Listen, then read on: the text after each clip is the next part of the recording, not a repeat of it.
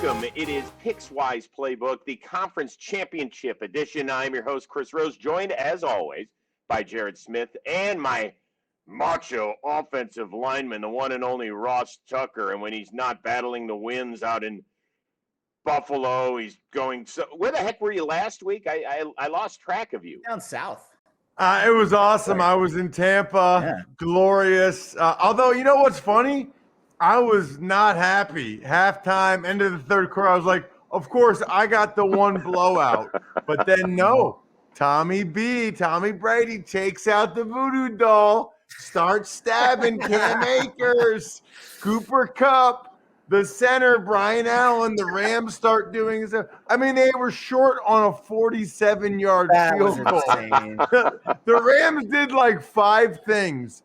I swear to gosh, only happen when you're playing against Tom Brady's team in the playoffs. But in a crazy turn of events, even after the Fournette touchdown, when it was obvious the Rams were going to lose, Matthew Stafford, I was so proud of him. I was so happy. It was awesome. So, yes, I was in Tampa. Okay. Well, we will certainly get to Matthew Stafford trying to get his first win as a Rams quarterback against the San Francisco 49ers. That's the late game. We'll also obviously get to the early game between Cincinnati and Kansas City. But first, Jared, a little business to take care of because we want to take care of the people who watch. Of course, we're doing our usual giveaway on YouTube. Of course, you have to comment with your number one best bet for the weekend. Pickswise will randomly select a subscribing commenter. Of course, that is the caveat. You have to be a subscriber to our YouTube channel. And of course, the winner, first you have to be a subscriber, then you have to win your best bet. And one lucky winner will get a free $100. You have to comment by 12:30 Eastern time on Sunday. No cheaters. We've been down this road before, Chris. We don't like those cheaters. No, we don't. We expect plenty of scoring this weekend. We've got 3 elite quarterbacks and then Jimmy G, whom we will certainly touch on. So, hold on a second. Chris, let me say something real quick. Jared, is there anything you'd like to say about one of my anytime touchdown scores next week? I gave you a shout on Twitter for that. That was impressive. He did. Jared gave me a shout on Twitter. Matthew Stafford, plus 850. Cha-ching! That was a big long shot that hit. I think that was the biggest long shot of the year. I hit a 10-1 once on Kyle Rudolph this season, but that was the plus 850. You actually gave this one out on the Pickswise show. I was impressed. I was really impressed. You deserve a round of applause for that. Stand up, Tucker. Stand up. Take a bow. Nah, it hurts my back. I'll just lean back.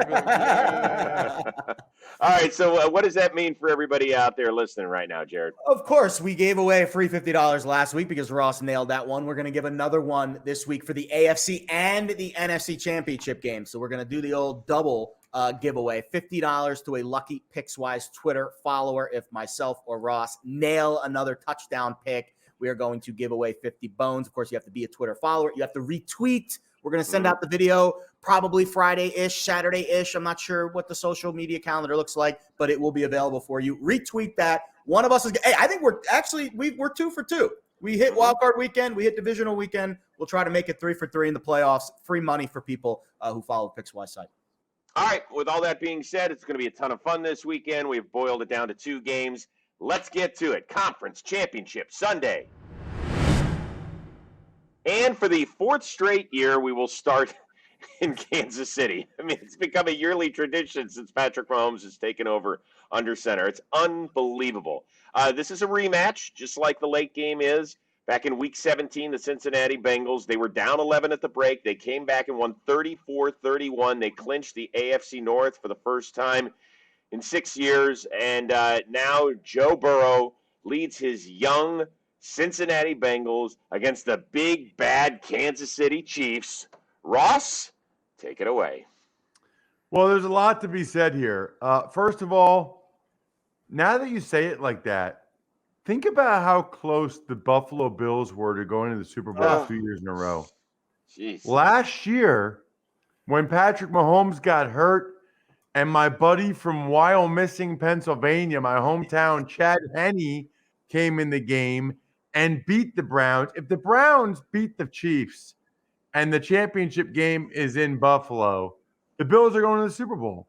And quite frankly, if the Bills coaching staff didn't mess up 4 different ways in 13 seconds, which seems impossible, but it's not. The Buffalo Bills would be the heavy favorite in my mind to go to the Super Bowl again this year. But it wasn't meant to be. The Chiefs find a way. You got to respect it. I mean, there's no other way around it. To get a field goal with 13 seconds left, it's extremely impressive. I watched that first meeting between these two teams. It was not a fluke.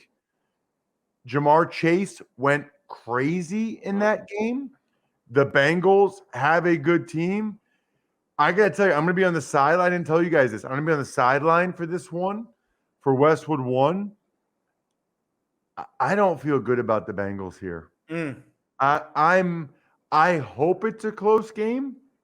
I think you can make the argument that if the line gets below 7, that's when you lay it with Kansas City. If it gets above 7, I think you can make an argument to start getting in on the Bengals, which is probably why it's stayed strong at 7 all week. I can only lean towards laying the points with the Chiefs. And you guys, we've been doing this show all year. I mean, it's critically acclaimed. We've won awards. I don't know what awards, but I'm sure we've won some awards for this show. I don't ever lay 7. No. Ever. Especially not to a good team. But the Bengals' right side of their offensive line is rough. They're playing at Arrowhead this time where it's going to be loud. Joe Burrow, whom I love, takes sacks that you just can't take. This feels to me, and by the way, I hope I'm wrong. I really do. I hope it's a great, close game. This feels to me like a game where the Bengals had a great season. The Bengals exceeded a lot of expectations. The Bengals got to the conference championship game, but now the Chiefs show them who's boss and win by double digits. I will lay the 7 points with the Chiefs. I'm afraid there's a chance this game gets away from the Cincinnati Bengals. Patrick Mahomes is not throwing 3 picks like Ryan Tannehill did. Kansas City -7. Yeah, that was the first thing I noticed when I kind of dove into the matchups here. The Bengals have played the Raiders and the Titans, and they barely got past both. And clearly, based on what we've seen, throw the Steelers out, who are kind of an afterthought in the playoffs anyways. But, the Titans were kind of a fraudulent 1 seed, and the Raiders kind of, sprinted their way to the playoffs. But for most of the season, they were kind of an underachieving team. Now we're going to see the Bengals really step up in class. Can they handle what Patrick Mahomes and this offense is going to bring to the table? And can their offense keep up? And I watched that game back in week 17 as well. The Chiefs got off to a hot start. They led 28-17 at the half. There were 45 points in the first half of that game. And then the Chiefs only had 3 possessions in the second half. The Bengals had some long, drives that, milked the clock and then some fluky things that happened late, couple penalties, some unfortunate penalties. I think when you look at the replays and the Bengals were able to win that game. There was a penalty on 4th and goal that allowed them to take a knee in the final seconds and kick the last field goal. Didn't give Patrick Mahomes that last chance to drive down the field and tie it up or take the lead. And when I look at this Bengals defense, that's where I struggle to get to the window on Cincinnati. They're a defense that is susceptible to 2 things that the Chiefs do really well, and that's cover the tight ends and the running backs. Jerick McKinnon and Clyde Edwards-Helaire did not play in that Week 17 game, and it was Travis Kelce's first game coming off the COVID list. And the Bengals give up the 4th most receptions to tight ends this season, 5th most to running backs. To me, it's a simple shell defense that they're going to try to play and keep everything in front of them. But I think the consistency that the Chiefs have moving the ball is really going to put the Bengals on the back heel. And are they going to cover the 7? Maybe. I think this is a better teaser spot for Kansas City because I just don't see them losing this game. But to me, the field will be tilted towards the Chiefs offense for the majority of this game. And that's why, if you are going to bet it, in my eyes, it is Kansas City or pass. Well, listen, a few things to keep in mind here. I thought Cincinnati got very fortunate when they beat Kansas City at home. I mean, you talked about some of the refereeing and the calls and the coaching. I thought Zach Taylor almost butchered that stuff at the end. He really got fortunate with all that stuff. Also, Evan McPherson, their rookie kicker, has done a phenomenal job. He's 8 for 8 in the playoffs. If he kicks 4 more field goals in this one, they're going to lose. Yeah. It's pretty simple. You can't kick field goals at Arrowhead. And you know what? It's so funny because at some point early in the year, we were like, man, Justin Herbert is awesome. Dude, Joe Burrow is so good. Josh Allen's unreal. Patrick Mahomes is the best Real deal. quarterback in the NFL. Not even close. He's the best. Whoa. I think he's the best in the NFL. I don't think, Jared, you can say it's not even close. All right, that's Josh fair. Allen, that's fair. in those 2 playoff games, that's fair.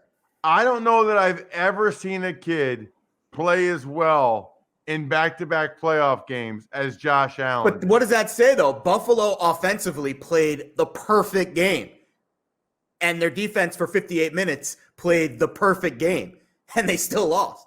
Like, what do the Bengals have to do to win this game? Better than perfect. They have to, seriously, they have to be better than perfect. Like Joe Mixon has been MIA for a while. They're going to have to get him involved. They might get fortunate if Tyrann Mathieu, the real leader, that's on a big that injury. defense. That's a big injury because if Sorensen has to play, that's a totally different ball game back there.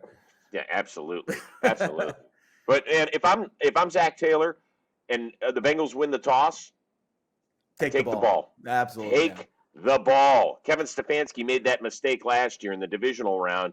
He was like, no, I want to play defense. Like, huh? Really? Against Kansas City, you want to go play defense?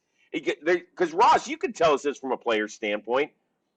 When you're not supposed to win and you're playing on the road and all of a sudden Kansas City, if they score first and that place it turns into the zoo that it is, that can affect that young team. I'm a believer in deferring every time. Oh, God. Really? And there's nothing that interests me less than coin toss talk. In Philly, they did this. Should they do this with the coin toss? Should they do that? They should defer. There's a reason why Belichick defers every time. I understand what you're saying, Chris. It'd be nice if the Bengals could have a lead, and maybe that would help. I think there's a reason why people defer. I mean, honestly, I'm like crossing my fingers that the Bengals keep this game close and make it competitive because I'm on the sideline. It's amazing how mad Bengals fans have gotten at me this week for me saying, it's like, first of all, dude, you're a Bengals fan. Well, how about just shut up and just be happy that you guys are good? Yeah. Like now after 30 years, you're like, oh, are you kidding me, dude? Like, and I hope the Bengals win. That would be amazing. And I know you won a few weeks ago, but I mean, come on, dude. It's going to be 9 sacks against the Titans. Like, you're not winning if you get sacked 9 times. And listen, I love Joe Burrow. I guess they say it's Joey Franchise. I prefer Joey Swags. I think that's a better nickname. But dude, he takes sacks that you just can't take. To your point, Chris, you take a sack for a field goal and McPherson makes a field goal, you're dead. It's over. Yeah. Unless Jesse Bates gets 7 interceptions and Mike Hilton, which is not going to happen. No. I think the Bengals are in real trouble. I will lay the 7, as I said earlier, with Kansas City. All right, so Jared, you like a high-scoring game or not? Yeah, so to me, the total was intriguing here. It opened 51, immediately jumped to 53.5. That's where I bet the over. And when I was first looking at this game, the movement of where both offenses can kind of have success against the defenses immediately pushed me towards the over. Then it got up to 54.5, and that's kind of where it's been hovering all week. If it touches 55, I kind of think that's where the under has a little bit of value. And I just think, to me, I do like points in this game. Both teams are going to move it. But I think the Bengals especially, their strategy is going to be try to keep everything in front of you, which is what the Bills did successfully for about 58 minutes. And that game was staying under until, the Josh Allen's 4th down conversion that scored that first touchdown. And I think at 55 is where I'll come back on the under here, but I do have a play on the over at 53.5. But I think once we get towards that 55, 55.5, 56 range, the number of possessions is where I get scared that we're going to be able to hit that. So I'm kind of in no man's land with the total. I think it's going to continue to steam up as we get closer to Sunday, though. A lot of action on the over early in the week. All right, let's check I in like on the some under. individuals. Patrick, really? Yeah, you liked the under last week with the Bills. Yeah, I liked and you the were under right last for week, which 58 minutes. the under was awesome last week until they scored 72 points in the last minute and a half of an NFL game. It was going under. If they don't convert that fourth, it was like 4th and 10 or 4th and 15, whatever it was, and Josh Allen threw the 13. touchdown. Yeah, to Gabriel Honestly, Davis. I think it's like That game stays a under. 30-20 game. I mean, I really do. So I guess I like the under. In terms of some of the props, Mahomes over under 285 and a half passing yards. I'll go over. It's Patrick Mahomes, Jared. I don't know. I agree. I think of the props that we have here. Mahomes over under 285 and a half passing yards. Tyreek Hill over under 76 and a half receiving yards, and Kelsey 72 and a half. Kelsey's the guy. You know, we gave you the handicap of he was not 100% in that first game off of the COVID list. And also just the fact that the Bengals give up a ton of yards to tight ends and a ton of receptions to tight ends. I think the tight ends and the running backs for the Chiefs is where I would target the receiving yards and the receptions props this week. To me, that's where the value is, considering the way that the Bengals defense is kind of schemed out. You know why I'm not real bright? Because I kind of like the under, but then for all these props, even when you get to the Bengals, Joe Burrow's 287 passing yards, Jamar Chase, who had over 200 receiving yards in the last game, is 82 and a half. Joe Mixon over under 60 and a half. I mean, I guess I can go under on Joe Mixon rushing yards, but all the other ones, I like the over. So you like the over for all of the prop bets. Correlated. And you're going under on the total. You might be like the Jeff Foxworthy. You might be a not smart guy. Yeah. Okay. But you know what? You like Evan McPherson field goal. Over. That's why. That's why. All right, guys, a couple other things here. We mentioned at the top of the show, there will be some touchdowns scored. Let's go. Jared, give it up. So shop this number around because I'm seeing a better number in some other sports books. But Travis Kelce, to me, there's no way he doesn't score in this game. He's the guy. He basically was the architect of that 13-second drive. That NFL films clip of him kind of scheming it out with how Tyreek Hill was going to come off his hip, and then the audible late with Mahomes. He's the guy on offense for this Chiefs team that really makes it go, especially in the tight ends and receivers market. So I would say Kelsey's my guy this week for the Chiefs. Really like Patrick Mahomes plus 155. Wow, you're going with a big shot again. I'm a quarterback touchdown guy. Listen, and I know they don't do quarterback sneaks because he got hurt doing that against the Broncos a couple years ago. But maybe it was last year. I don't know. But here's the point. He is either the fastest slow quarterback I've ever seen or the slowest fast quarterback I've ever seen. Every time Mahomes has the ball, you're like, oh, they're going to get him. They're going to get him. He's just fast enough to beat him. I think he scores a touchdown in this game. I think they drop into coverage. Mahomes runs in for a touchdown. It's not plus 8 whatever like Stafford was. It's plus 155, but I'll take it anyway. For the Bengals, I think Uzomah is the guy that I always rely on. He's been so reliable in the red zone for them this year, and the number's good. I have a feeling that Ross is going to take Jamar Chase. And if he doesn't, that would be my other guy that I would pick. But for the official spot, I'll give you CJ Uzomah because he's just been so every man, every red zone target. He's been a big contributor for them. So I love Tyler Boyd because Boyd's he's from Pittsburgh. He's a Pennsylvania guy. Yeah. But I am going to go with Jamar Chase. Have to. If Mixon's minus 140, I think Chase at minus 115 is actually pretty good. The kid is incredible. And I think I understated the value of the chemistry between Burrow and Chase during the pre-draft process. It's just unreal. And I think he's the best rookie receiver I can ever remember. I'm sure there's Randy Moss, but Chase has been phenomenal. Yep. Before we go, little trivia time. I'll let you make your choice. Jared, you can have a choice on this one. Would you like to go quarterback or high-scoring team? Quarterbacks. I'm a quarterback whisperer. Joe Burrow will be the 5th youngest quarterback drafted number 1 overall to start a conference championship game.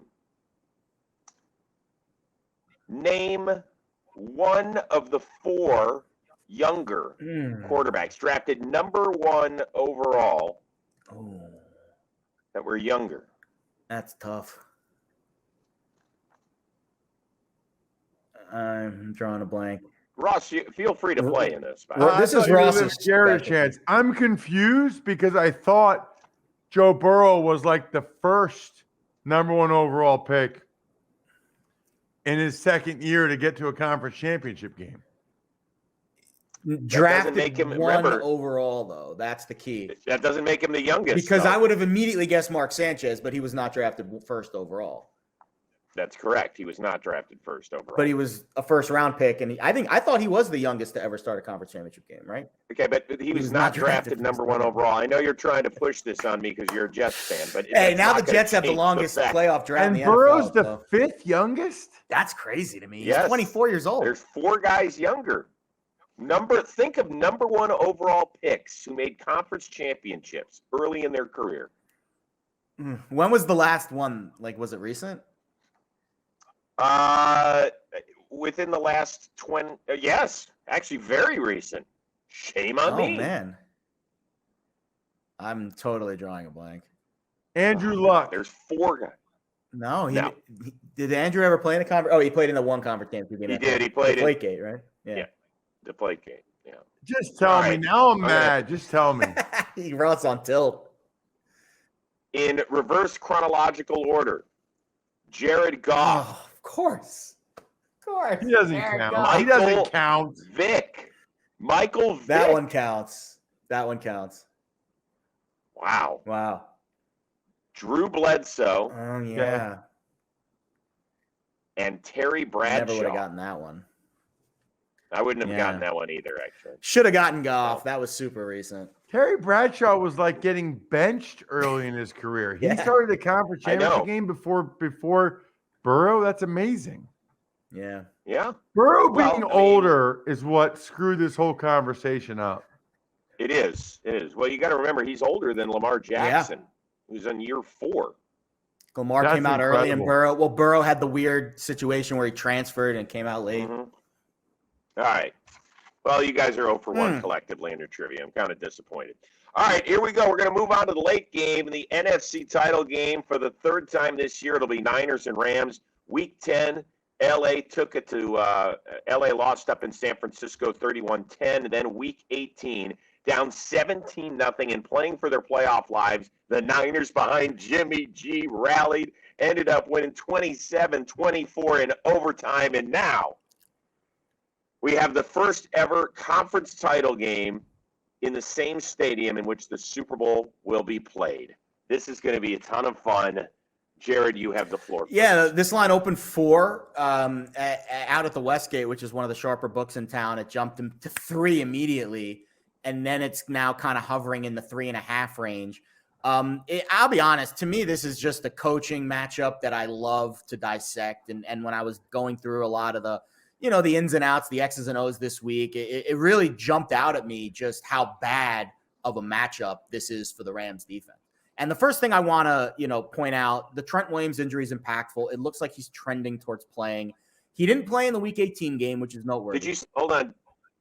Did you say he's trending or trenting toward playing? Ooh, I like that. Trenting towards playing, which is important because I think he adds a totally different element to this Niners offense just because of the motion. And that's really what stood out to me this week. And Eric Eager does a great job for Pro Football Focus. I was checking out one of his breakdowns this week. And, we hear the media say this all week. Well, McVay and Shanahan owns McVay. Why? Why is this such a bad matchup for the Rams D? Well, in my opinion, the Rams defense is built to stop the great passing offenses in the league. And that's not what the Niners are. They are kind of a change-up to what these great offenses are in today's modern NFL. And I mentioned Eric Eager of Pro Football Focus. He pointed this out, and this is a tremendous point. The Rams defense has the most pre-snap motion in the entire NFL to try to disguise their coverage. Well, that's kind of a moot point against the Niners offense because the Niners offense also has the most pre-snap movement of any offense in the NFL. So it's like a chess match between the defense of the Rams and the Niners offense. Which team is going to get that last look to disguise the coverage, to disguise the look? And it just seems like the Niners have the inside track when they're trying to fool the other side of the ball. And it's a bad matchup for this Rams defense. So I think the Niners are the play. If you can get 3.5 at an even -110, that's the way to go. And I think this is a really good teaser spot, especially if you go from 3 to 9, 3.5 to 9.5. I just don't see the Rams. And if they do have a lead, what have we seen from Sean McVay in the playoffs and in recent times? Doesn't know how to handle himself with a lead. They blow the lead. So to me, I think taking points is really the only way to play this game. And the matchup between the Niners offense and the Rams defense, to me, is going to decide it. Matthew Stafford can have his say on the other side. By the way, Stafford's been absolutely tremendous in the playoffs, 75% completion percentage. He's averaging over 10 yards per attempt, 4 touchdowns, no picks. But the Niners defense doesn't blitz a whole lot, and he's good against the blitz. We're going to see a lot of zone by this Niners defense, which is what we've seen a lot all season long. And again, the matchups on both sides just favor the Niners, and that's why in his career, Kyle Shanahan owns Sean McVay, 7-3 against the number and 6-2 as an underdog. So I think this is Niners or pass for me. Well, there's no question. I love the Niners in this matchup, and they're getting 3.5 again. They've won 6 in a row against the Rams. I mean, that's a lot. It's tough to beat a team 2 times in a row, 3 times in a row, 6 in a row. There's some type of psychological edge there. And I'll say this, Shanahan versus LaFleur and McVay, the 2 guys he coached with, his buddies in Washington, he owns those dudes. He was their boss. And almost every time they play against each other, he shows them who the boss is. Great show in the 80s, by the way, Who's the Boss? Yeah. Amazing. Yeah. Tony Danza, Alyssa Milano, love that show. Jared, you don't even remember that show. You know that show, Jared? No, I've never watched it. Who's the Boss was amazing. Hey. Chris, back me up on you're that. You're dead on. 100%, and even better yet, I know Tony Danza's kid. I've hung out with him. He's got a kid that's one of my kids' ages, and they competed in Little League against each other for years. Look at that story. So Tony Danza used to come to these these Little League games against us because we used to be like arch rivals in Little League, and so I'd be like, Samantha. I love it. So anybody over 40 is laughing right now. All right, Kyle Shanahan is the boss. You're going to give me 3.5 points from the team that wins the battle up front in all these matchups, wins the coaching matchup in all these. Look, I will freely admit, I think the Rams are the better team. I certainly think Matthew Stafford's the better quarterback. But the more reports you hear, the more it sounds like there's going to be a lot of Niners fans there. Oh, yeah. 100%. Again, I don't know how Rams fans let this happen. What a disgrace. A lot of Niners fans there again. And I think it's a toss-up game. Look, I think there's a decent chance the Rams win the game. But 3.5, 3 in the hook, give me the Niners all day, man. With the way they've been playing, give me the Niners all day. All right, so a few things here.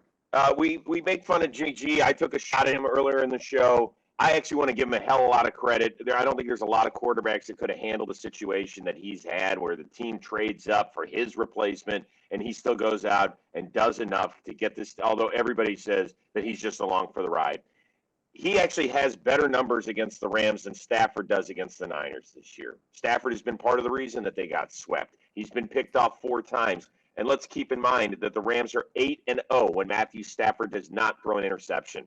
The other thing is the Niners, when they started to feed Debo, not just like 2 or 3 times a game out of the backfield, but make him a huge part of their running game, that changed. They are 8-0 when he carries the ball 5 or more times. Wow. And I think that's going to happen this weekend. So that's something else. Ooh, You wanna- I like that one, I've got a Chris. trivia I'm gonna question throw for that you one guys, too. all week. You ready for a trivia question? This is going to be an easy one because it's obviously trending in this direction. The Rams have only allowed 9 yards per attempt in a game twice this year. Can you name the quarterback that has done it?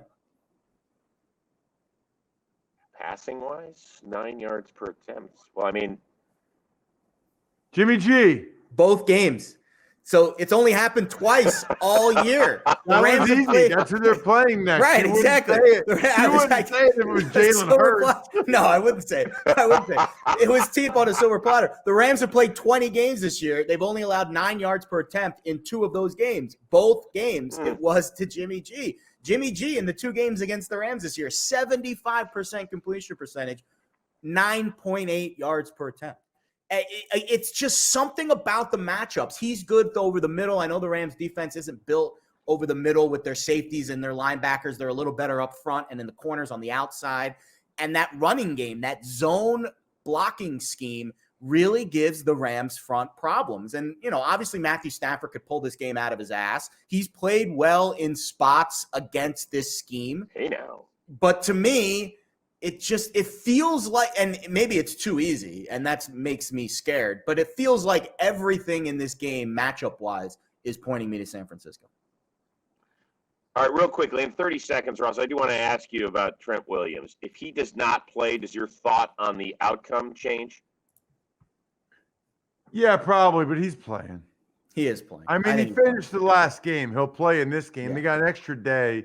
He'll play. He doesn't feel great, but it does matter quite a bit. It looks like Andrew Whitworth will play as well. It is interesting to me that it feels like the Niners have been the better team up front in these matchups because I thought the Rams were clearly the better team up front against both the Cardinals and the Bucks so far this postseason. All right, let's get to some fun numbers here. Let's start with the Los Angeles Rams. And Jared, why don't you take us through some of these? Yeah, Matthew Stafford, 274.5 on the passing yards. So to me, Stafford's numbers are better against man this year. They're better against the blitz. But the Niners have the 4th lowest blitz rate in the league. They play a lot of zone, a lot of underneath stuff. So to me, that Stafford's an under in this game. I'm going to stay 274.5. I'll say he stays under. I don't know, man. I don't see them being able to run it all that well. I kind of think Stafford will go over the passing yards, Higbee over, Kupp over. I like Cam Akers under. Yeah, that number's too high. 39.5 rushing yards. Higbee 39.5 seems low. Yeah, that one I know would go tight over. ends are tough, but Higbee's pretty good. 39.5, that's like 3 catches. Sure is. Yeah. So I It's like all the about the Higbee scheme, over too. 39.5 quite a bit. You know why I think Cooper Kupp will have a big game? I've been thinking about this. Probably because Cooper Kupp has a big game. Every game he plays, he has a huge game. Now, the Bucs just totally dropping him and letting him get behind him, I'll never get over that my whole life, was and neither will the unbelievable. Bucs coaches or players. Unbelievable, but he's good. Kupp over, Higbee over, Stafford over, Akers under. I don't think the Rams are going to be able to run it very well. Yeah. On the Niners side, Debo, 42.5 rushing yards. By the way, Ross, you remember what that number was against the Cowboys. You were all over it. 28.5. They've jacked that number up big time. So to me, that's where, all right, the market's probably finally going to catch up with Debo, probably a stay away or lean under. Jimmy G, 222.5. Man, that seems low. That seems really low. And I think Kittle at 52.5. I mean, he's still running probably to Racine somewhere if he catches that ball in the first half. I think to me, Kittle and Jimmy Nice G are going to pull be on the two guys. Racine. You like that one? That's a league of their own Do we reference. have right? what is the anytime Jimmy G interception? Because I would like to bet my life savings on that. Let's take a look right now. I mean, Hey. Jimmy gonna Jimmy at some point, okay? He's gonna throw an interception at some point. He builds that. I think Shanahan builds that into his game plan. He's like, okay, I'll give you one, But he tried for like 3 or 4 last week, thrown out into the those flat. 2 weeks in a row. breath throws. Hey, the interception that he had against the Packers, as soon as the ball left his hand, damn camera, George Kittle was like, oh, and Kittle starts running back to try to knock the ball out. I mean, Jimmy gonna Jimmy. Minus It 150 is. if you want that one, Ross, to Jimmy G's pick. That was on DraftKings. You're interested. That is amazing. That's basically saying there's like That a is amazing. 60%, 58, 60% chance that he's going to throw one. That's incredible. Okay, I imagine there's going to be some touchdowns Sunday in Los Angeles, Jared. Yeah, this is a tough one because I think the total's a lot lower in this game. You know, it's about a touchdown and a hook lower than what the Chiefs game is. So I think for the Rams, I'll go back to the guy who got me there last week. I was all over the Odell props last week. They got us home pretty early. So I'll go back to Odell plus 135. He's been the red zone guy for the Rams the last few weeks. So I'll take on the Rams side, Odell. On the Rams side, man, I like Odell as well. You know what I'm going to go with? Cooper Kupp. I know it's minus 150. Maybe not the best bet, but I'm trying to get you guys $50. Okay? It's not about me. It's about you. Unselfish. Okay? It's about trying to get you guys the $50. Cooper Kupp. All right, I have a choice to make, and I'm curious, Ross, if you're going to give out Kittle, I'm going to go off the beaten path here. Are you going to do Kittle? No, do what you want to do. All right, fine. So I'm going to go off the beaten path here. This was a guy that I hit a touchdown prop with the last time the Niners were in the Super Bowl 2 years ago. Kyle Juszczyk. No! What am I? That's what I wanted to do. Love I'm Kyle friends with Juszczyk. him. He's from Harvard. I'm friends with him. Love Plus Kyle. 470. Kyle Love it. Juszczyk is mine. Fine, Pick I'll somebody take. else. Well, Kittle's the other guy, so we'll give out Juszczyk and we'll give out Kittle, and they're both plus money. Juszczyk's obviously a big nugget there. Plus 470. Wow. Plus 4. Yeah. Wow. Wait a second. Do you have to be friends with everybody from an Ivy League school in the NFL? Kind of, yeah. It's like a fraternity. It's like we're not supposed to be here, but we are. That's funny. That's funny. So what are you going to go with, Ross? No, I'm giving Ross. I'll give him Juszczyk. I'll give him He's Juszczyk. Kittle. I'll take Kittle. Kittle was like the obvious choice. I was on him last week. It didn't hit. It should have hit. He should have caught that pass in the first half and just ran to the end zone. But I think Kittle's a good bet this week, and I think Juszczyk's the other guy I would be leaning towards. I can't wait. It'll be a fun game. Is there a number on percentage of Niners fans in the building? I think 50-50, right? So, Chris, how does that happen? Because I was Monday night at the Cardinals Rams, and it was primarily Rams fans. Yeah. Right. So the Rams fans are all selling their tickets to Silicon Valley rich boys? I don't think that's entirely it. Let's remember, there wasn't professional football in Los Angeles for a long time. And so my guess is during that tenure that maybe some people became Niners fans. I don't know. You would think there's probably a lot of Niners fans in LA. But that's what I'm saying is that there are. It's kind of like how there's a lot of New York fans in South Florida. But the game is sold out to Rams season ticket holders. Well, not all 80,000 seats are Rams season ticket holders. How many are not? Probably a lot. 7 or 8. I think Rams season ticket holders are selling their tickets to Niners fans. I agree. You know why? Because it's more important to Niners fans than it is to Rams fans. There will be a lot of red in that. Think about how much red was at the Cowboys game, and that's Jerry's World, which has a massive fan base of Dallas. Yeah, that happens every time there. Really? That's surprising in Dallas. All right. I do have a nice little trivia question for you. I think you guys can get this one. Matthew Stafford has thrown 323 touchdowns in his career, which would be the most before making his first ever Super Bowl. Who currently holds that record? And it's a guy that has not played in the Super Bowl, clearly. No, No. the guy that already most touchdown passes before they got to a Super Bowl. Yes. Yeah, you're following along there, Is it Ivy Leaguer. Fouts? You and Juszczyk. It's not. Okay, I'm going to try this again, Jared. Right. Somebody has thrown the most touchdowns ever and then played in the Super Bowl. Who had the most touchdowns before he played in his first Super Bowl? Fouts. He did play at some point. Dan Fouts did not Yes. play in a Super Bowl. Maybe I'm not asking the question the right way. So I thought Ross understood it. this is a long shot. Peyton Manning? Now, why would Peyton Manning be a long shot?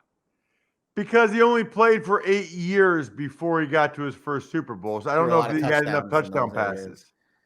But he threw a lot of touchdown passes. I think it's Yeah. I think you're right, Ross. That's basically the body language I'm deducing here from. No, from Chris is messing with Peyton us. Manning threw 275 touchdowns. He is currently the record. I knew it. Look how excited you just made him. Cheers to you. Can I tell you, this is the best part of my week when this just shows you how shallow my life is, and how horrible it is at times. When you get one of these right, It's pretty entertaining. it's like you're eating chocolate cake It's for the pretty first time. entertaining. That's how I excited you get so get. You excited. really do. Yeah. You'd be great. You'd be great on a trivia. I want to go trivia night at the bar with Ross Tucker. I feel like that'd be a I'm fun like that, experience. except I Google it on my phone, I get kicked out. Oh, that stinks. That's so crappy. All right. Listen, we've covered all the important stuff except for one other thing. As I check my watch, I see it is. What time is it? Teaser time. Last one of the year. Okay. Sad. Ross, go for it. I got nothing. I don't think there's anything good to tease here. So let's go to Jared, who's going to tease stupidly. This is the best teaser spot of the year. Are you kidding me? This is like the prime time teaser time. I know that was probably one time too many. So you get the Chiefs, who were worrying about them getting backdoored by Joe Burrow, and you get to move them to basically a money line play at -1. The Chiefs can't win this game and not us at least push this leg of the teaser.